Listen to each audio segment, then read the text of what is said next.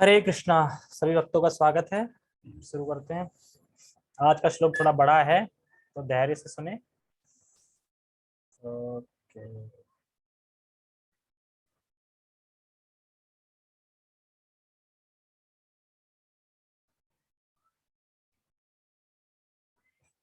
मंगलाचरण करते हैं। ओम अज्ञानतिमिरान्धस्य ज्ञानञ्जनशलाकया चक्षुरुन्मिलितं येन तस्मै श्रीगुरुवे नमः। श्रीचैतन्यमनोभीष्टं स्थापितं येन भूतले स्वयं रूपकदा मह्यं ददाति सत्यकान्तिकं। वन्देऽहं श्रीगुरो श्रीयुतापदकमलं श्रीगुरून् वैष्णवांश्च श्रीरूपं साग्रजातं सहगणरघुनाथान्वितं तं सजीवम् साद्वैतं सावधूतं परिजनसहितं कृष्ण चैतन्य देवं श्री राधा कृष्ण पादान सहगणललिता श्री विशाखान्त विशांच। हे कृष्ण करुणा सिंधु दीन बंधु जगतपते गोपेश गोपिका कांता राधा कांता नमस्ते। तप्त कांचना गौरांगी राधे वृंदावनेश्वरी वृषभानुसुते देवी प्रणमामि हरिप्रिये। वाञ्छाकल्पतरुभ्यश्च कृपा सिन्धुभ्य एव च पतितानां पावनेभ्यो वैष्णवेभ्यो नमो नमः। जय श्री कृष्ण चैतन्य प्रभु नित्यानंद श्री अद्वैत गदाधर श्रीवासादि गौर भक्तवृंद। हरे कृष्णा कृष्णा कृष्णा हरे हरे हरे राम राम राम हरे हरे। ठीक है। हरे कृष्णा। आज कोई आया नहीं, पता नहीं है किसी को। सब सोच रहे सैटरडे छुट्टी है आज। हो सकता है। ठीक है, अपने श्लोक पढ़ते हैं। ठीक है। भगवत गीता यथारूप अध्याय 6 श्लोक नंबर 10। ठीक है। तो अभी वही चल रहे हैं, योगी के बारे में बताया जा रहा है। ठीक है। अब आगे आगे 23 श्लोक योगी के अंगों का वर्णन करेंगे। 23 श्लोक और है इसके आगे। वो सब क्या करेंगे, अष्टांग योग के जो कुछ अंग है ना, ये वो सबका वर्णन होगा। तो हमें खाली पढ़ना है, उनको समझना है, और जो भक्ति में यूज हो सके उसको उठा के उतारना है अपनी लाइफ में। बाकी दिमाग नहीं लगाना है ज्यादा, मतलब कि ये कैसे भौएं कैसे ऊपर करें, कैसे मध्य करें, ऊपर बैठा नीचे बैठा, क्या मतलब है, क्योंकि अष्टांग योग है और हमारी समझ में नहीं आएगा। इसलिए प्रभुपाद जी हर परपट पे क्या रखेंगे, भक्ति को ही रखेंगे, कृष्ण भावनाव्रत को ही रखेंगे। वो अष्टांग योगी को नहीं रखेंगे। उन्हें पता है कि कलयुग में ये प्रैक्टिकल नहीं है, और कलयुग में अगर समझ में आएगा तो ये कर नहीं पाएगा, सब असमर्थ है, अष्टांग योग कोई नहीं कर पाएगा। ठीक है। श्लोक पढ़ते हैं अपन। योगी युञ्जीत सततम आत्मनं रहसि स्थितः एकाकी यत चित्तात्मा निराशीर परिग्रह। योगी युञ्जीत सततम आत्मनं रहसि स्थितः एकाकी यत् चित्तात्मा निराशीर परिग्रह। ठीक है। कौशल प्रभु प्रोफाइल सीधी कर लो, तो उल्टी आ रही है। ठीक है। योगी युज्जीत सतत आत्मा रहसी स्थिति। कह रहे कि योगी हमेशा आध्यात्म में स्थित रहता है। हमेशा यानी आध्यात्म में स्थित रहता मतलब हमेशा कृष्ण चेतना में रहता है, भगवान की चेतना, परमात्मा की चेतना में रहता है। कैसे? तो देखो, यहाँ पे जो आत्मानम जो शब्द आया है वो 3 चीजों के लिए प्रयोग किया गया है। 3 चीजों के लिए अर्थ है, मन को, शरीर को और स्वयं आत्मा को। ठीक है। जो हमेशा कृष्ण चेतना में रहता है। फिर कह रहे हैं एकाकीयत चित्तात्मा निराशीर अपरिग्रह। तो एकाकी मतलब एकांत में, वो एकांत में जाके मैं भजन करना चाहिए। एकांत का मीनिंग क्या है? भक्तों का संग। एकांती का मतलब है कि जो भौतिकवादी लोग हैं उनसे अलग, उनसे दूर, और भक्तों के संग, उसको बोलते हैं एकांतिक। ठीक है। एकांत अकेला रहता मतलब भौतिक संगों से दूर रहता है। जिसका मन इस प्रकार से सचेत और कंट्रोल है, जिसके हृदय में ये आशा निकल गई है कि भौतिक वस्तु मुझे कोई सुख या आनंद नहीं दे सकती। जिसके हृदय से ये आशा निकल गई, क्या है, निराशी मतलब आशा होती कि आशा बनी हो, निराशी मतलब कि ये आशा नहीं है उसको कि भौतिक वस्तु कोई मुझे सुख दे सकती है। और अपरिग्रह मतलब स्वामित्व की भावना से रहित हो जाता है, भोग की भावना से रहित हो जाती है। स्वामित्व मतलब कि मैं करने वाला हूँ, मैं कंट्रोलर हूँ और मेरे वजह से हो रहा है, उससे वो निरासक्त हो जाता है, या फिर समझो उसके बिना मतलब। ठीक है, अब हम टेक्स्ट पढ़ते हैं।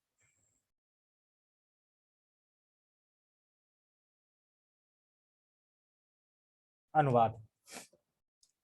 योगी अपना चित्त परमात्मा विष्णु पर ही एकाग्र करने का निरंतर प्रयत्न करे, उसे एकांत में रहकर सावधानी पूर्वक मन को वश में करने का प्रयत्न करना चाहिए। इस प्रकार कामनाओं और संग्रह के भाव से मुक्त हो जाए। 10। तो कह रहे हैं कि जो योगी है ना, उसका अपना चित्त ना विष्णु पर एकाग्र करना चाहिए, भगवान पे, मतलब अपने हृदय में भगवान, मतलब अपना चित्त है ना, चेतना जो है भगवान पे स्थिर कर ले। और कह रहे हैं कि निरंतर और उसे एकांत स्थान में रहना चाहिए और पवित्र स्थान में। तीन चीजें बोली जा रही हैं। वो अपनी चेतना को भगवान विष्णु पे मतलब एकाग्र कर ले, और एकांत स्थान में जाके भजन करे, और पवित्र स्थान में।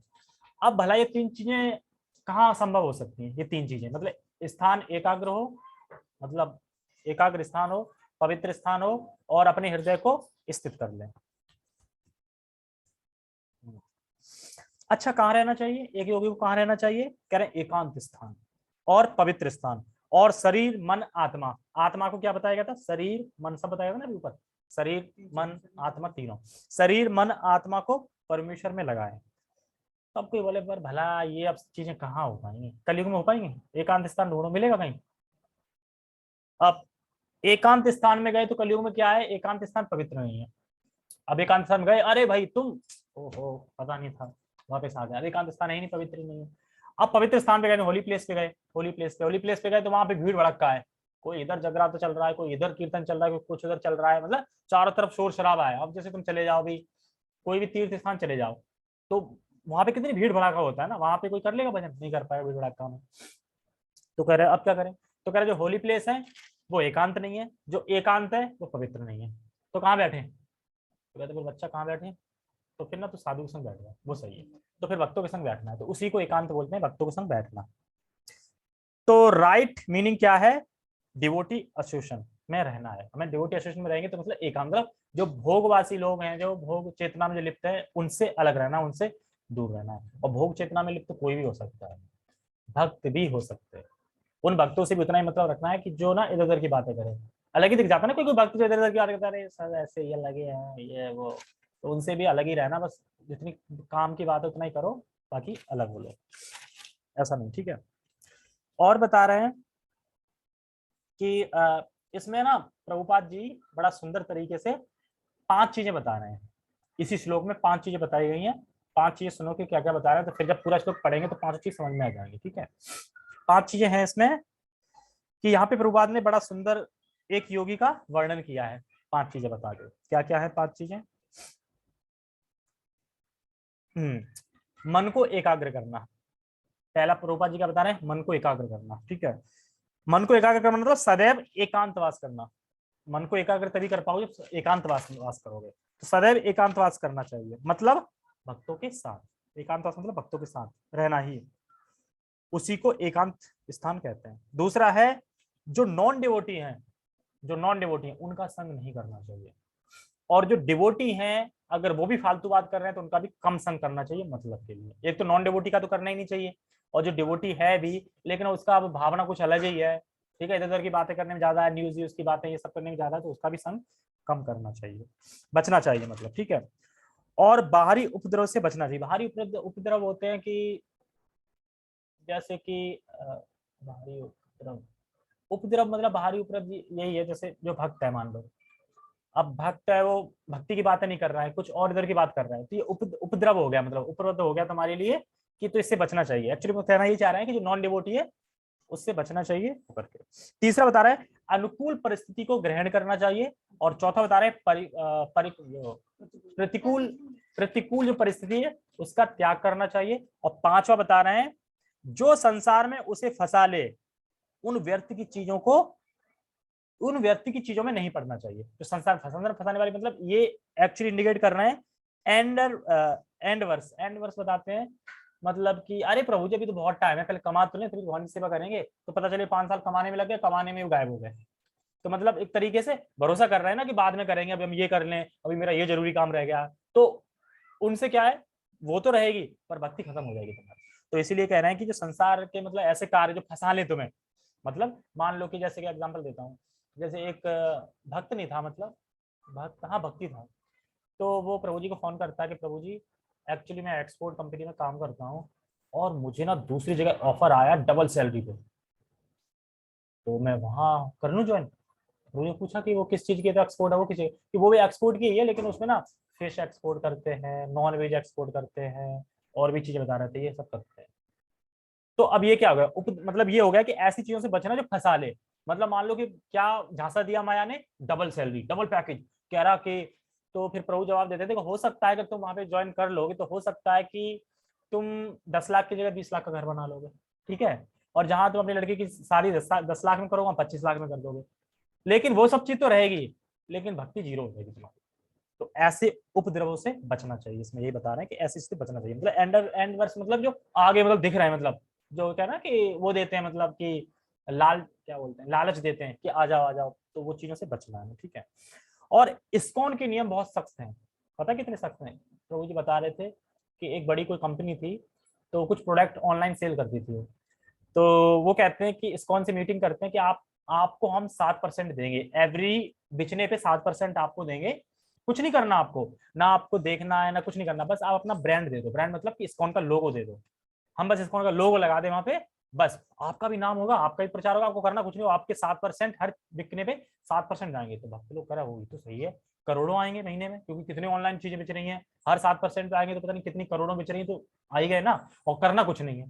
तो फिर गुरु जी के पास जाते हैं, कहते हैं कि ऐसा ऐसा एक मतलब ऑफर आया है, तो प्रभु जी कहते हैं वो सेल क्या करेंगे, कह रहे हैं कि बाकी सब प्रोडक्ट करेंगे लेकिन नॉन वेज भी है उसमें, क्योंकि प्रोडक्ट ऑनलाइन सेल कर रहा है, सब्जी कुछ भी हो तो उसमें नॉन वेज भी तो करते हैं ना, नॉन वेज मिलता है ऑनलाइन, कह रहे वो भी है, कह रहे नहीं, तुरंत त्याग दो इसको। तो कह रहे इस्कॉन के जो नियम है ना बहुत सख्त है, ऐसा नहीं है कि कहीं पैसे मिल रहे हैं मंदिर अंदर बनवा लेंगे, सेवा हो जाएगी, मतलब जुड़ जाएगा, मतलब एक तरह से वो क्या बोलते हैं, क्या बोलते हैं चंदा उसको, दान को इंग्लिश में क्या बोलते हैं, डोनेशन, डोनेशन आ जाएगा ना, अच्छी बात है ना।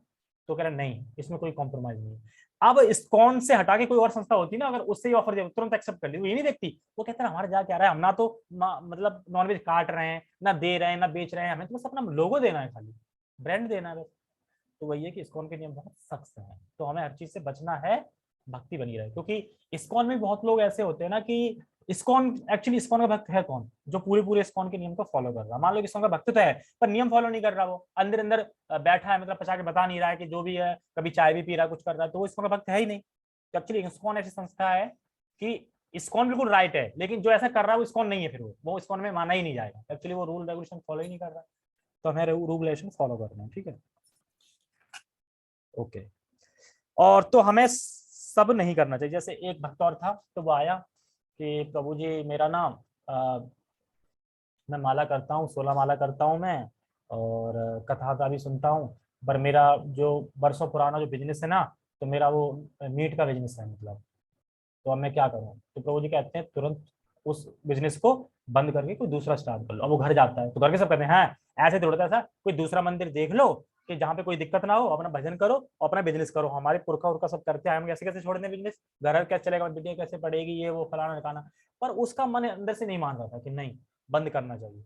तो उसने जब जो गुरु ने बोला वो बात मानी, उसने बिजनेस बंद कर दिया, उसकी जगह कपड़े का खोल लिया, एक्सपोर्ट का बिजनेस भी उतना ही चल रहा है, उतना ही पैसा आ रहा है, सब कुछ आ रहा है, वो खुशी है एकदम बिल्कुल बढ़िया तरीके से, मतलब कोई से टेंशन नहीं, टेंशन थी ना, हाँ मतलब होगी, मतलब जबकि बातें रियल बातें बता रहा हूँ जो भी, तो ऐसा होता है, तो गुरु जो बोले वो मान लेना चाहिए, क्योंकि गुरु फ्यूचर दर्शी होते हैं ना, क्योंकि भगवान से कनेक्ट होते हैं, तो वो वही बोलते हैं। जैसे कि जब बता रहे हैं दीक्षा दी जा रही थी एक बार गोपाल कृष्ण गोस्वामी से, तो अभी याद रखिए गोपाल कृष्ण गोस्वामी थे अपने, की और कोई गुरु थे दीक्षा, सब गोपाल कृष्ण गोस्वामी थे।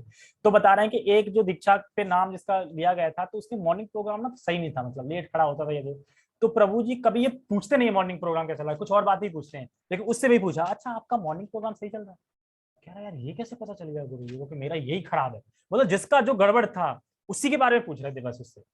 तो सोचो फिर हुए ना कि देखने वाले मतलब आगे रियबू ही कह रहा कि मैंने किसी को नहीं बताया, एक्चुअली मेरा मॉर्निंग प्रोग्राम नहीं चल रहा सही से, और वही पूछा कि आपका सही चल रहा है मॉर्निंग प्रोग्राम। अब मैं झूठ तो नहीं बोल सकता कि हाँ सही चल रहा है, ये दीक्षा हो रही है। तो दीक्षा ऐसा नहीं कि हम कुछ भी झूठ बोल दे, वो सब कुछ जानते हैं कि तुम्हें कहाँ कमी है, उस कमी को सीधा उठा के बता देंगे। तो इसलिए पूरा प्रिपेयर हो जाए तभी दीक्षा लेनी चाहिए, जो हमें लगे कि हम प्रिपेयर हैं। ठीक है, और बताते हैं, टेक्स्ट में लिखा ना सावधानी पूर्वक, लिखा कि हाँ सावधानी पूर्वक मन को वश में करने का प्रयत्न करना चाहिए। अब एक बात है, तुम कंट्रोल तो उसी चीज को करोगे ना जो तुमसे अलग हो। किस चीज को कंट्रोल कर पाओगे? जो अपने से अलग समझोगे उसी चीज को कंट्रोल कर पाओगे, जो अपने आप को कंट्रोल तो नहीं कर पाओगे ना। तो एक्चुअली मन को कंट्रोल तब कर पाओगे जब मन को अपने आप से अलग समझोगे, पर हम तो अपने आप को मन ही समझ रहे हैं ना। एक्चुअली हम जो मन बोला वो कर रहे हैं, मतलब मन हमें कंट्रोल कर रहा है, हम अपने आप को मन ही समझ रहे हैं। और जब मन समझेंगे हम अपने आप को तो कंट्रोल कैसे करेंगे? जब मन को अलग समझेगा, मैं अलग हूँ मन अलग है, तभी तो कंट्रोल करोगे ना उसे। तो ये बता रहा है कि प्रयत्न करना चाहिए। ठीक है, और बता रहे हैं कि मन को वश में करने पहले हमको, ठीक है बता दिया। तो बता रहे हैं कि इसमें 23 श्लोक में बताया योग और उसके अंगों का वर्णन किया जाएगा, योग और उसके अंगों का वर्णन। ठीक है, तात्पर्य पढ़ते हैं,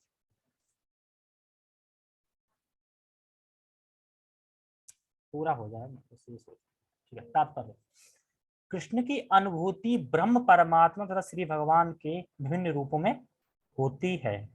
संक्षेप में कृष्ण भावनामृत का अर्थ है भगवान की दिव्य प्रेमा भक्ति में निरंतर प्रवृत्त रहना। तो प्रभुपाद जी अष्टांग योग ले ही नहीं रहे हैं, वो क्या स्थापित कर रहे हैं बार बार? भक्ति, भक्ति जो गीता का सार है। तो क्योंकि करने के बाद समझ में नहीं आएगा अष्टांग योग, और जो कोई कर भी लेगा समझ में भी आ गया तो वो असमर्थ है। मान लो कि किसी को बताया अष्टांग योग करो, ये अब समझ में आ गया, हाँ ठीक करूंगा, वो कर ही नहीं पाएगा, असमर्थ है। तो प्रभुपाद जी हमें वो, प्रभुपाद जी क्या बता रहे हैं जो हमारे लिए आवश्यक है? आवश्यक है भक्ति। तो इसलिए प्रभुपाद जी हर श्लोक में क्या बता रहे हैं? भक्ति, भक्ति, भक्ति, भक्ति, क्योंकि यही प्रैक्टिकल है, यही हम कर भी सकते हैं। सेवा भक्ति ये तो कर सकते हैं ना, अब एक टांग पे खड़ा हो जाए कोई पहाड़ी पे जाके, वो तो नहीं कर सकता। ठीक है, और प्रभुपाद जी बता रहे हैं भगवत गीता का सार। भगवत गीता का सार क्या है? पूरी भगवत गीता का सार क्या है एक्चुअली? क्या हम सीखे भगवत गीता से? पूरी भगवत गीता पढ़ने के बाद क्या पाया हमने और क्या हम करेंगे, यानी सार क्या है? हाँ, जो शास्त्र बताया वो पालन करोगे, मतलब क्या है? पूरी भक्ति सार एक, कृष्ण की भक्ति करो, यही तो है ना। कृष्ण ही परमान है और कृष्ण की भक्ति करो, यही तो सार है ना तरीके से, मोटा मोटा। तो हम ये करेंगे। तो इसलिए प्रभुपाद जी यही बता रहे हैं, ना कि अष्टांग योग का वर्णन कर रहे हैं ज्यादा। अष्टांग योग का वर्णन ज्यादा तो नहीं कर रहे ना, लेकिन अब जो भगवान ने बताया उतना तो करेंगे, लेकिन पीछे फिर से रख देंगे ताकि लोग बोर ना हो। कहाँ अब ये, अब अगला श्लोक क्या आएगा?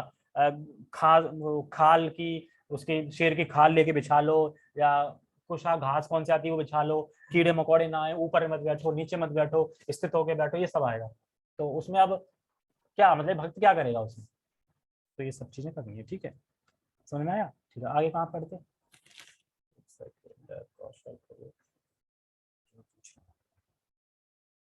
हम शरीर नहीं आत्मा है और भगवान कृष्ण है। हाँ ठीक है, हम शरीर नहीं आत्मा है पता चल गया, और कृष्ण भगवान है, तो करोगे क्या? भक्ति करोगे ना, उनकी सेवा करोगे ना। हाँ तो यही सार है भगवत गीता। हाँ पता तो चल गया, बस करेंगे वही जो हमें अच्छा लगा, पता चल गया तो इससे कोई फायदा नहीं। ठीक है, आगे बढ़ते हैं। कहाँ पे थे? हाँ, किंतु जो लोग निराकार ब्रह्म अथवा अंतर्यामी परमात्मा के प्रति आसक्त होते हैं, वे भी आशिक, आंशिक, हाँ आंशिक, आंशिक, आंशिक रूप से कृष्ण भावना भावित हैं, क्योंकि अभी आई है ना, अभी हाँ हाँ, तो उसको अभी नीचे पॉइंट में रखा है। हाँ हाँ, सारा समझ में आ जाएगा। कोई नहीं, सारा समझ में आ जाएगा, सुनते चलो। कहाँ पे थे? हाँ, कृष्ण भावनावित है क्योंकि निराकार ब्रह्म कृष्ण की आध्यात्मिक किरण है और परमात्मा कृष्ण का सर्वव्यापी आंशिक विस्तार होता है। देखो अब समझो, अभी पता चल जाएगा। देखो, निर्विशेषवाद का क्या मतलब होता है? भगवान के शरीर से निकलने वाली जो दिव्य कांति है, जो तेज है, उसी पे ध्यान करना, वो निर्विशेषवादी है। निर्विशेषवादी मतलब जो भगवान की आंतरिक कांति है, जो उससे जो ज्योति निकल रही है, रोशनी कर रही है, उस पर ध्यान करते हैं निर्विशेषवादी। ये हो गया, ठीक है, निर्विशेषवादी, उसी पे ध्यान करना। अब ये बात समझ में आ रही है कि ब्रह्म भगवान का पूरा साक्षात्कार नहीं है। ये भी है, ब्रह्म भगवान का पूरा साक्षात्कार, ब्रह्म है ना, ब्रह्म मतलब जो निर्विशेषवादी जो ब्रह्म पे ध्यान करते हैं रोशनी पे, तो ये भगवान का पूरा साक्षात्कार नहीं है। और जो परमात्मा पे ध्यान कर रहे हैं वो भी भगवान का पूरा साक्षात्कार नहीं है। ओके, लेकिन परमात्मा तो भगवान विष्णु है, क्षीरोदकेशाई विष्णु, विष्णु विष्णु है ना, मतलब विष्णु है। तो यहाँ ये क्यों कहा जा रहा है कि परमात्मा का जो साक्षात्कार होता है और जो भगवान का होता है साक्षात्कार वो अलग है, ऐसा क्यों बोल रहे हैं? परमात्मा तो वही विष्णु और वो भी विष्णु है, तो साक्षात्कार अलग अलग क्यों है दोनों का? ये क्वेश्चन है। हाँ वो तो पूर्ण है ही, लेकिन ऐसी क्या कमी है जो पूर्ण साक्षात्कार नहीं माना जा रहा? क्योंकि उसमें भक्ति नहीं है और दूसरा सेवा का भाव नहीं है, और जो बताया माधुर्य और दास के भाव, मतलब जो कि वहां पे नहीं है। यहाँ पे क्या है? अनुमंता और अनुमंता, हाँ उपद्रष्टा अनुमंता, मतलब परमात्मा है, अनुमंता उपदृष्टि तो है, देख ही तो रहे हैं, कुछ कर रहे हैं, तुम गलत करो चाहे बुरा करो देख ही तो रहे ना, उपद्रष्टा अनुमंता, बस तुम्हें बस ज्ञान मतलब वो देते जा रहे हैं, हाँ ठीक है ये ऐसे करो, कुछ नहीं कर रहे हैं, कोई वो तो नहीं है कि तुम उसमें सेवा कर रहे हो या भगवान कोई माधुर्य भाव मिल रहा हो या प्रेम मिल रहा हो या आनंद मिल रहा हो या भक्ति हो रहा हो, ऐसा कुछ नहीं, तो इसलिए पूर्ण नहीं बताते। और इसमें देखो समझाते हैं आंसर, परमात्मा के रूप में भगवान अपनी लीला विहार, अपना माधुर्य ऐश्वर्य दिखाते हैं, मतलब ऐश्वर्य, हाँ जो परमात्मा के रूप में भगवान अपनी लीला विहार अपना माधुर्य ऐश्वर्य है उसका अनुभव भक्ति के द्वारा हो सकता है, और जो परमात्मा का ध्यान करते हैं वो भक्ति नहीं है उनके पास, मतलब आश्रित थोड़े रूप से है, फुल भक्ति नहीं है, जिस भक्ति में ये हो जाए। तो परमात्मा रूप में जो भक्ति कर रहे हैं ना, परमात्मा पे ध्यान रखा रहे हैं, एक्चुअली उन पे ये नहीं है, माधुर्य नहीं है, ऐश्वर्य नहीं है, इसका अनुभव नहीं है, मतलब भक्ति का अनुभव नहीं है। इसलिए तो परमात्मा के रूप में देखेगा भगवान को, किस रूप में? अब परमात्मा के रूप में भगवान को देख रहा है अंदर, किस रूप में? अनुमंता उपद्रष्टा, बताने वाले और देखने वाले, बस ठीक है, देखता है के रूप में देखता है, क्योंकि भगवान के प्रति सेवा का भाव नहीं है, इसलिए तो वो भक्ति का सुख प्राप्त नहीं होगा। और जो बता रहे हैं कि भगवान का साक्षात्कार होता है वो पूर्ण क्यों होता है? क्योंकि उसमें सेवा का भाव होता है, माधुर्य होता है, भगवान का ऐश्वर्य होता है, सब कुछ होता है फुल टू। अभी और समझाएंगे, देखो अब एक क्वेश्चन और है कि ये जो 3 साक्षात्कार हैं या 3 लेवल को इंडिकेट करते हैं, वो लेवल 3 क्या है? जैसे कि ऊपर आया था ना, ऊपर पूछ रहे थे, तो क्या इंडिकेट करते हैं 3, ये 3 साक्षात्कार किस 3 लेवल को इंडिकेट करते हैं? हाँ हाँ, एक ब्रह्म, एक परमात्मा, एक भगवान, ये तीनों किस चीज के लेवल को इंडिकेट करते हैं? हाँ उसमें क्या मतलब कितना ज्ञान, मतलब ज्ञान से बता दो, एक को कितना ज्ञान है, दूसरे को कितना ज्ञान है, तीसरे को कितना ज्ञान है, क्या ज्ञान है, कितना ज्ञान है और क्या ज्ञान है?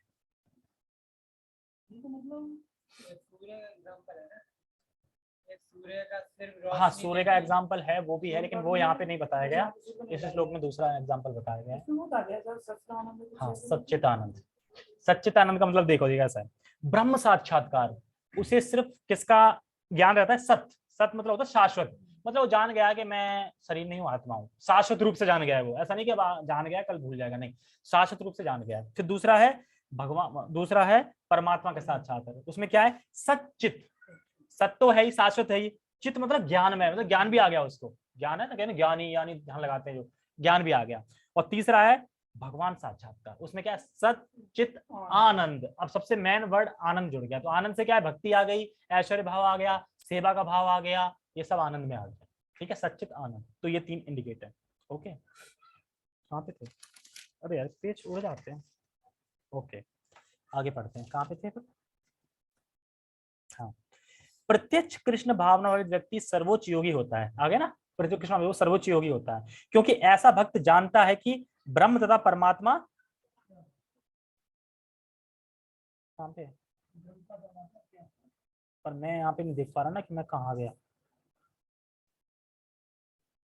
हाँ देख पाता कि ब्रह्म तथा परमात्मा क्या है, उसका परम सत्य, उसका परम सत्य विषय ज्ञान पूर्ण होता है, जबकि निर्विशेषवादी तथा ध्यान योगी अपूर्ण रूप में कृष्ण भावनावित होते हैं। समझ में आ गया? अपूर्ण रूप में मतलब जो कि ब्रह्म साक्षात्कार है और परमात्मा साक्षात्कार है वो अपूर्ण है, मतलब लेकिन आंशिक रूप में है, कृष्ण भावनावित है, लेकिन पूर्ण रूप से, पूर्ण रूप से कौन है? जो कृष्ण भावनावित है वो पूर्ण रूप से है, ठीक है, बता रहे हैं पूर्ण रूप से। इतने पर भी इन सबों को अपने अपने कार्यों में निरंतर लगे रहने का आदेश दिया जाता है, जिससे वे देर सवेर परम सिद्धि प्राप्त कर सके। तो क्यों आज्ञा दी जाती लगने के लिए अपने कार्य में लगे रहो? इसलिए कि जो योगी हैं और जो ब्रह्म हैं वो अनुभव कर रहे हैं और क्रमशः धीरे धीरे मतलब ऊपर उठेंगे, वो क्रमशः मतलब धीरे धीरे आगे बढ़ेंगे। जैसे वो ब्रह्म का अभी कर रहा है तो धीरे धीरे जाएगा, वह पक जाएगा, आ जाएगा, फिर धीरे धीरे भगवान की भक्ति पे पहुंच जाएगा। जो परमात्मा का है वो भी भक्ति पहुंच जाएगा, लेकिन धीरे धीरे। इसलिए भगवान कहते हैं कि जो जहाँ कार्य पे लगा है अपने लगे रहो, ठीक है, डिस्टर्ब मत करो उन्हें, लगे रहो। इसलिए वो फिर लगे रहते हैं, जिससे देर सवेर परम सिद्धि को प्राप्त कर सके। ओके, योगी का पहला कर्तव्य है कि वह कृष्ण पर, आगे क्या लिखा है, कृष्ण पर अपना ध्यान सदैव एकाग्र रखे। हाँ, एकाग्र रखे, उसे सदैव कृष्ण का चिंतन करना चाहिए और एक क्षण के लिए भी उन्हें नहीं भूलना चाहिए। अब पहले तो आ जाओ कि कभी भूलना नहीं चाहिए, दूसरा एकाग्र करना चाहिए, दो चीजें हैं इसमें, ठीक है। तो एकाग्र रखे मतलब जैसे भागवतम के 11वें स्कंद में बताया गया है, 4 कुमार प्रश्न करते हैं ब्रह्मा जी से, ये जो भोग हैं वो बार बार मन में आते हैं और मन जो है वो विषय भोग में जाता है, तो इन दोनों को अलग कैसे करें? तो ब्रह्मा कहते हैं ऐसा है, अलग मत करो, मन को भगवान में लगा दो। मतलब अलग मत करो, मन को भगवान में लगा दो। भगवान को भगवान लगा मतलब भगवान को लगा दो। तो ये बता रहे कैसे एकाग्र रखें, सदैव कृष्ण का चिंतन करें। मतलब कि एक्चुअली मन तो भोगों में जाएगा ही, विषय में जाएगा। अब कोई बोले मैं अलग कैसे करूं, जब मैं अलग कर दूं मतलब अलग तो कोई नहीं पाएगा, वो जाएगा ही जाएगा। तो ऐसे ही ना, मोड़ना है, मतलब मुझे में लगा दो। तो बस ये कह रहे हैं, ठीक है। और कह रहे हैं कि दोनों को छोड़ में लगा दो, और बोल रहे हैं कि नहीं भूलना चाहिए, मतलब कि एक क्षण के लिए भी नहीं भूलना चाहिए। तो ऐसा कैसे करें कि एक क्षण के लिए भी अपने कृष्ण को ना भूल दें,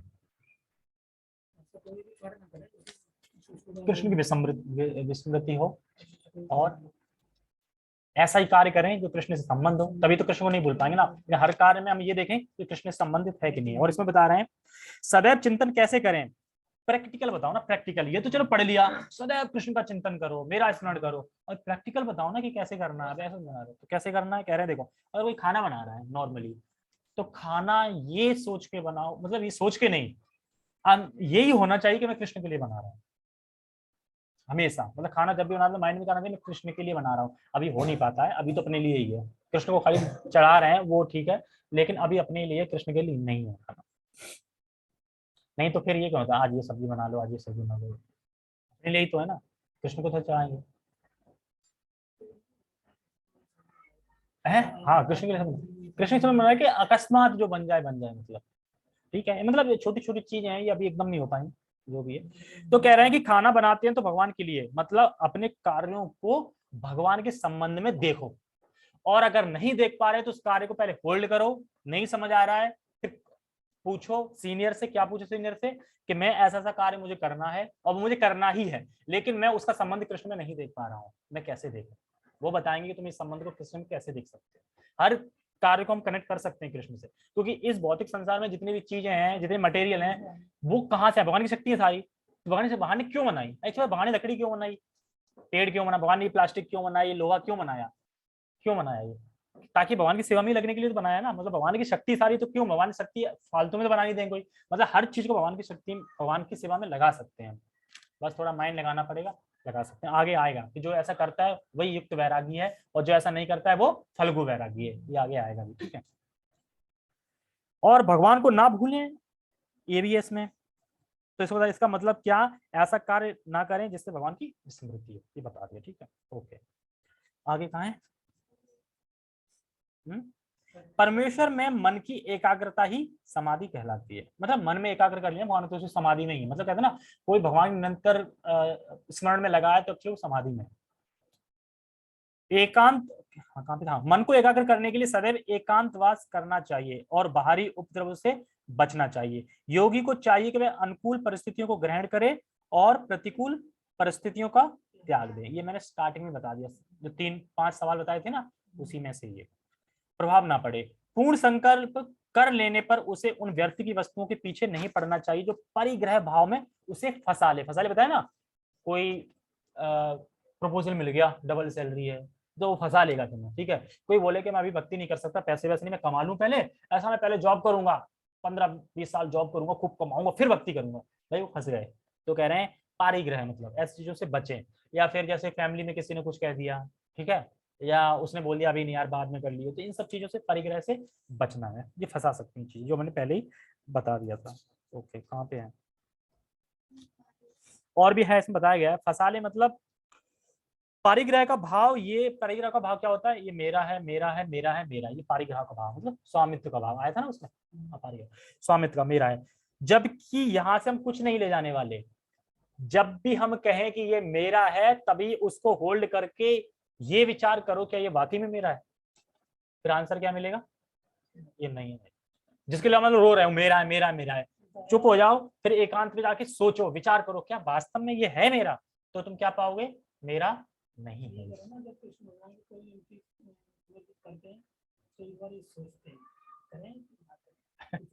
है ही नहीं, अपनी करनी चाहिए फिर तो।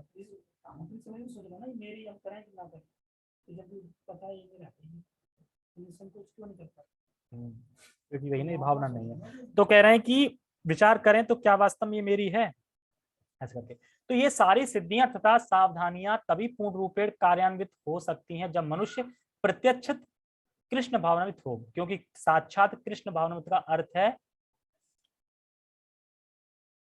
है कहाँ गया,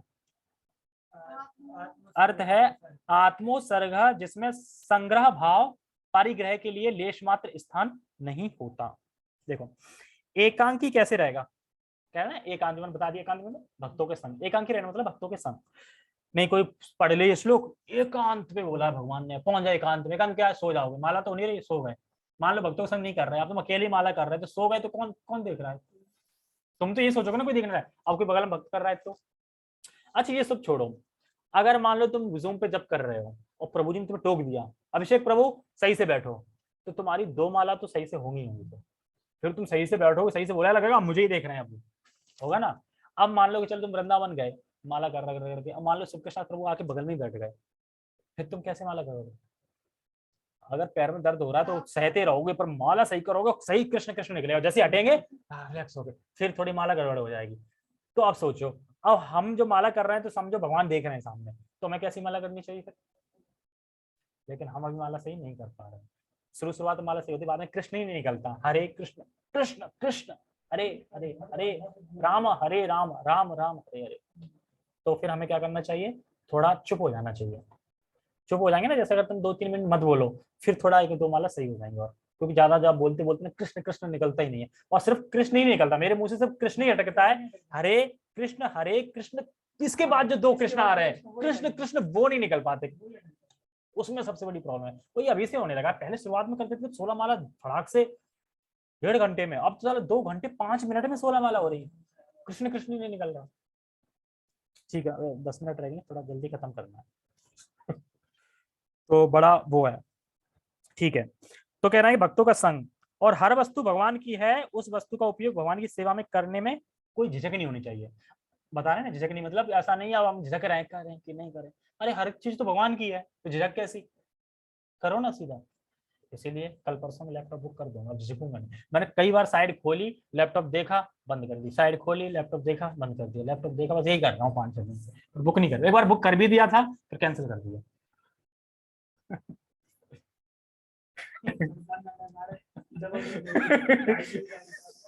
चलो कोई नहीं, आगे बढ़ते हैं। तो कहाँ पे थे, हाँ भगवान से करना है। तो हमें हर समय विचार करना चाहिए कि क्या वस्तु हमारी है और वस्तु भगवान की है, क्या वस्तु हमारी है, विचार करो। और अगर भगवान की ये वस्तु भगवान की है, इस संबंध में हमारी शक्ति है, वो जागृत हो जाए तो माया से मुक्त हो जाएंगे। शक्ति है ना एक्चुअली, ये शक्ति आ गई, ये तो भगवान की, उसमें लगा दो। कुछ कुछ तुम लोग देखे जो डोनेट कर देते हैं एकदम, देखा तो बार जब वो देते कौन 51,000 सीधा, उनका यार हृदय कितना वो होता है, एकदम 51,000। अब हालांकि होते हैं उनके पैसे, फिर भी यार 51,000 एकदम कर दिया। हाँ हाँ अपने हिसाब से वो भी नहीं कर पा रहे, ठीक है। ओके आगे पढ़ते हैं। तो इसमें एक ना श्लोक दिया गया है, श्री रूप गोस्वामी के शांत का लक्षण इस प्रकार बताते हैं, अनासक्तस्य विषयान् यथाहर्मुपयुज्यतः निर्बन्धः कृष्ण संबंधे युक्तं वैराग्यम उच्यते प्रापंचिकतया बुद्ध्या कहाँ पे गया, हरि संबंधी वस्तुनः मुमुक्षु भी परित्यागो वैराग्यम फलगु कथ्यते। देखो इसमें ये बता रहे हैं, जैसे एक भक्त है या फिर एक व्यक्ति है, उससे भक्त को दीवार पार करके इस्कॉन मंदिर जाना है।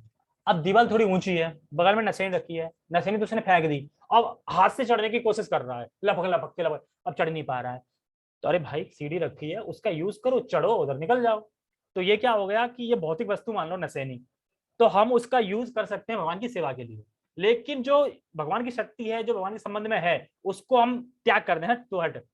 तो ऐसा व्यक्ति वैरागी नहीं है, फाल्गु है वो, मतलब कि भगवान के संबंध की चीजें उनका परित्याग कर दिया उसने। ऐसा है मुझे कुछ नहीं चाहिए, सब हटाओ, फंसाएंगे फंसाएंगे, माया है, फंसाएंगे, सब चीजें अकेले करेंगे, तो वो वैरागी नहीं है। और जो भगवान की जितनी वस्तुएं उनका उपयोग भगवान के लिए करता है, वो युक्त वैरागी है। ये इस श्लोक में सिर्फ बता रहे हैं, ठीक है। पढ़ देता हूं, सुने। जब मनुष्य किसी वस्तु के प्रति आसक्त न रहते हुए कृष्ण से संबंधित हर वस्तु को स्वीकार कर लेता है, तभी वह परिग्राह से ऊपर स्थित रहता है। परिग्राह मतलब मेरा है, मेरा है, मेरा है, इससे रहता है। दूसरी ओर जो व्यक्ति कृष्ण से संबंधित वस्तु को बिना जाने त्याग देता है, मतलब नशेली थी, आसक्ति थी ना कृष्ण के यूज में, लेकिन बिना जाने त्याग दी उसने, तो वो व्यक्ति क्या है, देखो इसमें बोल रहे हैं, तो वस्तु को बिना जाने त्याग देता है, उसका वैराग्य पूर्ण नहीं होता, भक्ति रसामृत सिंधु में कहा गया है, ठीक है। ओके, आगे पढ़ते हैं।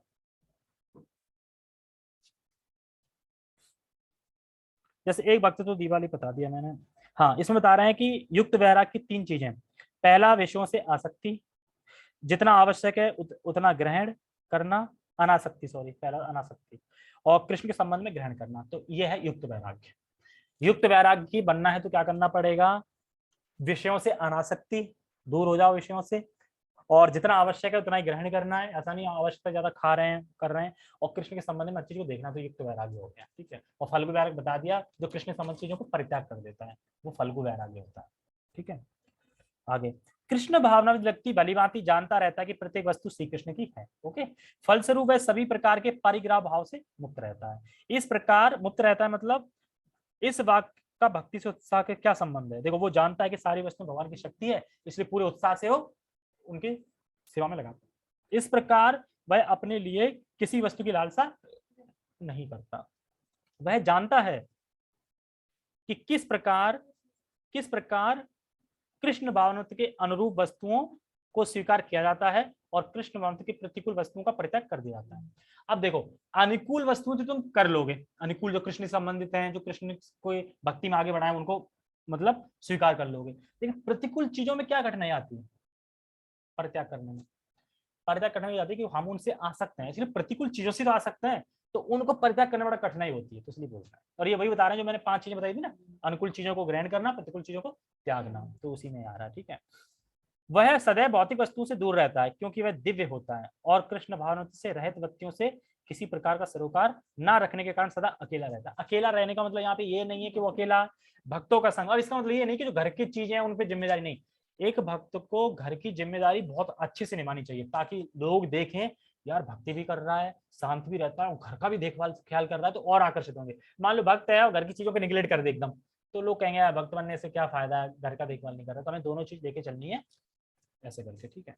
अतः कृष्ण भावनामृत में रहने वाला व्यक्ति पूर्ण योगी है। तो पूर्ण योगी क्यों बोल रहे हैं, क्योंकि परमात्मा वाला पूर्ण नहीं है, आंशिक है, और जो ब्रह्म वाला है वो भी पूर्ण नहीं है, लेकिन कृष्ण मानते हैं वो, क्योंकि वो भक्ति कर रहा है, तो इसलिए पूर्ण उसमें माना जाता है।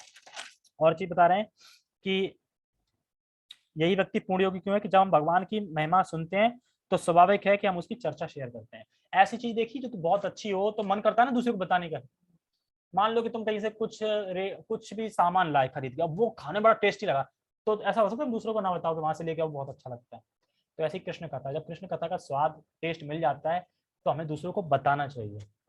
ऐसा नहीं है कि हमें मिल गया अब किसी को और ना मिले, खर्च हो जाएगा, खर्च हो जाएगा, खर्च हो जाएगा क्या, भगवान का टेस्ट नहीं होगा और बढ़ेगा, खर्च नहीं होगा, ठीक है। तो ये सब बता रहे हैं, और बता रहे हैं लास्ट में पूर्ण योगी होता है। अतः, अतः क्यों लगाया यहाँ पे, अतः इसलिए लगा रहे हैं, अतः का अर्थ है उसकी इंद्रियों को भोग में विषय में जाने की कोई अवकाश ही नहीं मिलता। आज प्रभु जी पूछ रहे थे कि जो कश्मीरी वाली मूवी आई है वो किस किसने देखी, सबने उठा दिया, मैंने देखी, मैंने देखी, मैंने देखी। अच्छा वेल, देखनी चाहिए वगैरह। वैसे मूवी ना देखनी नहीं चाहिए, फिर कह रहा है किस किसी ने नहीं देखी, तो मैंने तो देखी। अगर पूछते ही तो बता देता। पहली बात तो इंटरेस्ट नहीं है, दूसरी बात तो टाइम नहीं है मेरे पास देखने का, मूवी देखने का टाइम ही नहीं है मेरे पास। तो फिर वही उसी पे उसने 5-10 मिनट बताया। तो अरे कश्मीर आए ने पंडितों को वहां पे क्या है, ऐसे कुछ आया है। अमूल्य जी की वीडियो आई ना उस पर, तो वो कह रहा है अमूल्य जी तो बोल रहे हैं कि देखनी चाहिए सबको। तो कह रहा है कि जनरली जिस प्लेटफॉर्म पे हैं उस प्लेटफॉर्म पे वो बोल रहे हैं। पर्सनली तुम जाके पूछना देखनी चाहिए तो मना करेंगे नहीं देखनी चाहिए। मतलब क्योंकि वो क्यों देख रहे हैं, क्योंकि उन्हें उस पे मतलब एक्चुअली प्रवचन करना है ना, बताना है जैसे मतलब क्या क्या बताया गया मिस यूज नहीं, क्योंकि वो उस स्टेज पे हैं अमूल्य जी। हम उस स्टेज पे नहीं है ना, ऐसा नहीं तो हम भी देखने बैठ गए, वो देख रहे हैं हम भी देख रहे हैं। उनकी स्थिति अलग है, हमारी स्थिति अलग है। ठीक है, तो हरे कृष्णा। जगत गुरु श्रील प्रभुपाद की जय। श्रीमद् भगवद गीता की जय। निताई निताई गौर प्रेमानंदे। हरि बोल।